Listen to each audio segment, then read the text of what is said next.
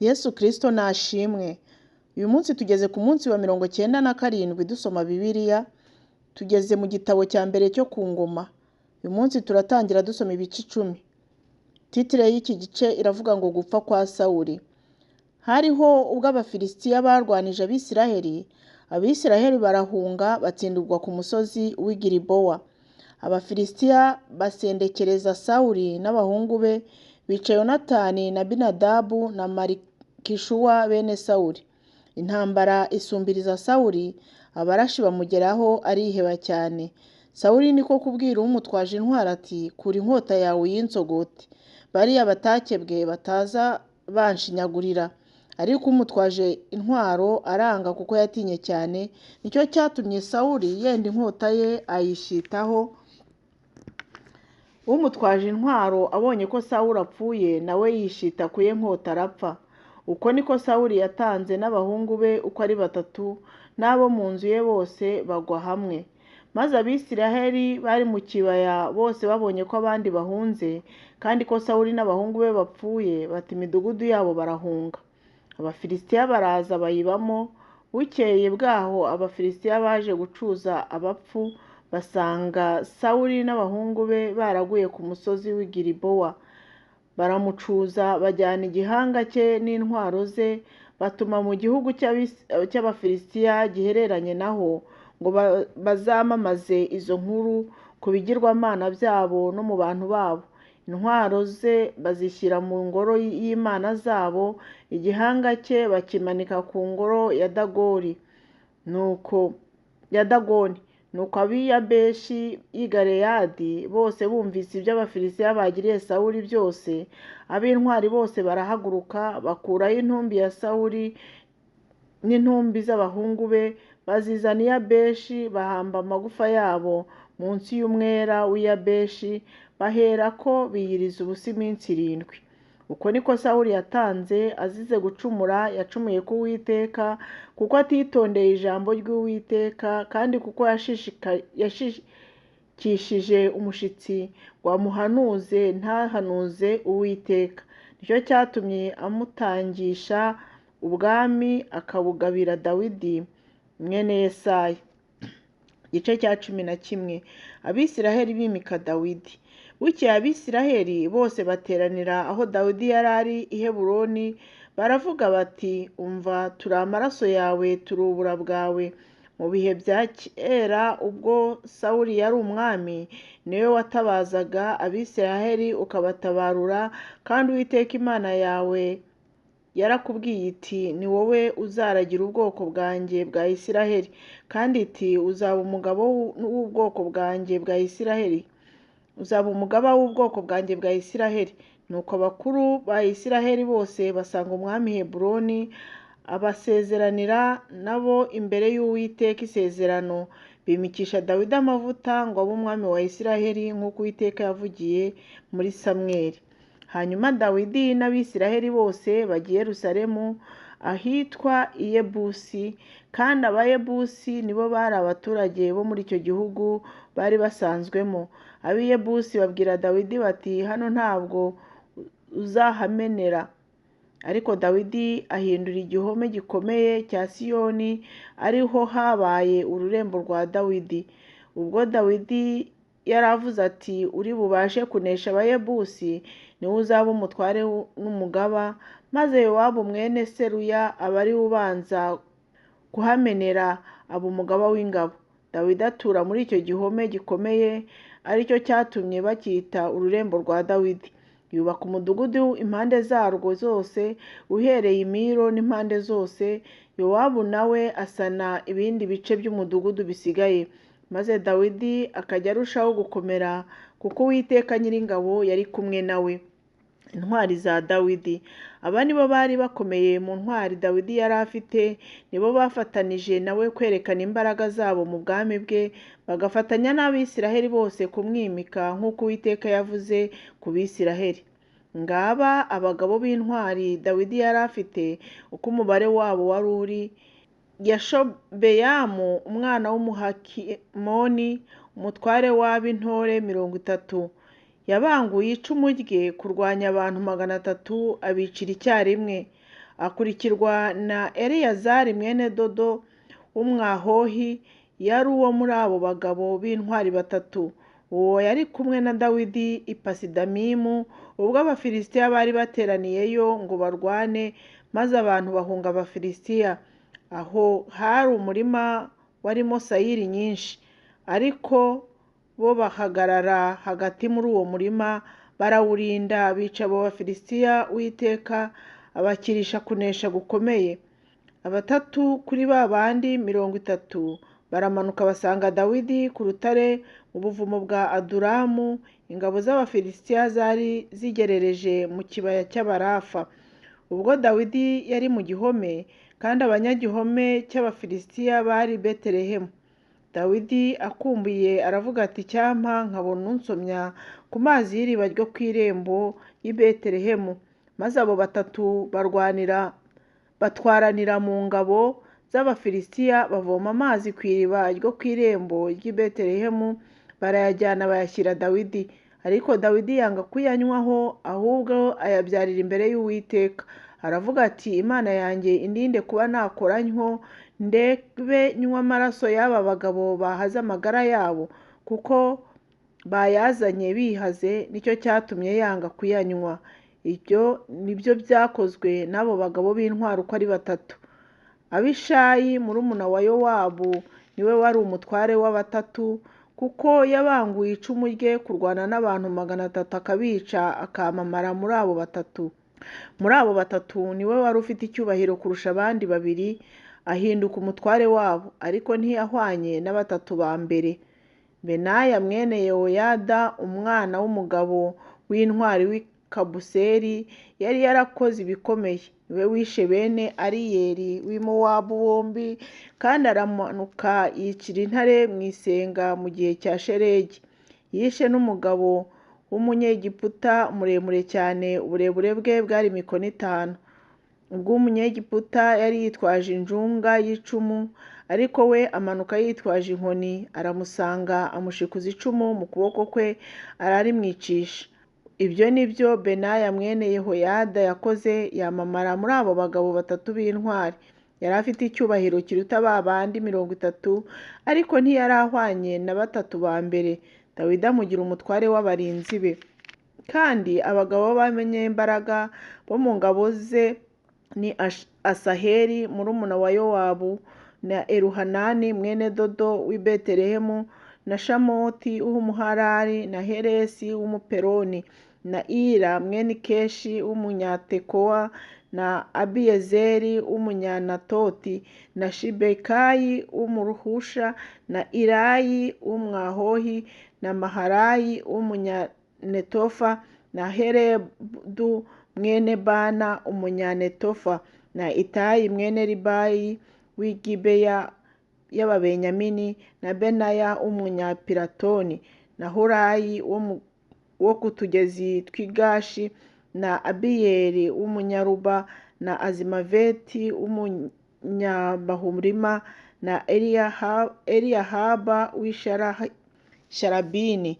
Bene Hashemu ni Umugizoni, ni Yonatani mwene Shage w'Umuharari, na Ahiyamu mwene Sakari w'Umuharari, na Elifari mwene Uri, na Heferi w'Umumekerati, na Ahiya w'Umuperoni, na Hesero w'Umunyakarumeli, na Narayi mwene Ezubayi, na Yoweli murumuna wa Natani, na Mibuhari mwene Hagiri, na Sereki w'Umwamoni, na Harayi w'Iberoki utwara intwaro za Yowabu mwene Seruya, na Ira w'Umuyeteri, na Garebu w'Umuyeteri, na Uriya w'Umuheti, na Zabadi mwene Ahirayi, na Adina mwene Shiza w'Umurubeni, umutware w'Abarubeni, n'abantu 30 hamwe nawe, na Hanani mwene Maka, na Yoshafati w'Umumituni, na Uziya w'Umwashitaroti, na Shama na Yeyeli bene Hotamu w'Umunyaroweri, na Yediyayeli mwene Shimuri, na murumuna we Yoha w'Umutisi, na Eliyeli w'Umumahavi, na Yeribayi, na Shaviya bene Elunamu na Ituma w'umumowabu na Eliyeli na Obedi na Yasiyeli w'umumesoba. Reka dusome n'igice cya 12. Ababanje kuyoboka Dawidi. Aba nibo basanze Dawidi i Sikulagi ubwo yari akihishe Sawuli mwene Kishi, bari muri za ntwari zamutabaraga mu ntambara. Batwaraga imiheto bakabasha gutwarira amaboko yombi, bateresha amabuye imihumetso, barashisha n'imyambi imiheto. Bari bene wabo wa Sawuli bo mu Babenyamini. Umukuru ni Ahiyezeri, agakurikirwa na Yowasi, ari bo bene Shemaya w'i Gibeya, na Yeziyeli na Peleti bene Azimaveti, na Beraka na Yehu w'umunyanatoti. Ishimaya w'i Gibeyoni yari umunyambaraga muri abo 30, ari we wari umutware muri bo, na Yeremiya na Yaziriyeli na Yohanani na Yozabadi w'i Gedera, na Eluzari na Yerimoti na Berariya na Shemariya na Shefatiya w'i Harufu, na Elukana na Ishiya na Azareli na Yowezeri na Yoshobeyamu n'Abakora na Yowera na Zebadiya bene Yerohamu w'i Gedori. Kandi no mu Bagadi hirobanuramo abagabo b'abanyambaraga b'intwari bigishijwe kurwana, babasha gutwara ingabo n'icumu. Amaso yabo yasaga n'ay'intare, bari bafite umuvumbuko nk'uw'impara ziri ku gasozi. Basanga Dawidi mu gihome cyo mu butayu.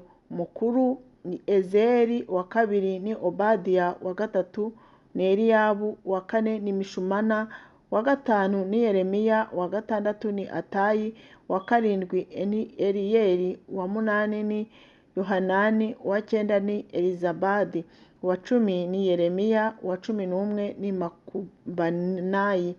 Abo Bagadi bari abatware b'ingabo. Mutoya muri bo yari ahwanye n'abantu 100, umukuru agahwana n'1000. Abo nibo bambutse Yorodani mu kwezi kwa mbere, Yorodani yuzuye irenze inkombe zose. Birukana abo mu bibaya bose, ab'iburasirazuba n'ab'iburengerazuba. Bukeye Ababenyamini n'Abayuda baraza basanga Dawidi mu gihome. Dawidi asohorwa no kubasanganira, arababwira ati, niba muzanywe no kuntabara, munzaniye amahoro. Umutima wanjye n'iyanyu bizaba kimwe.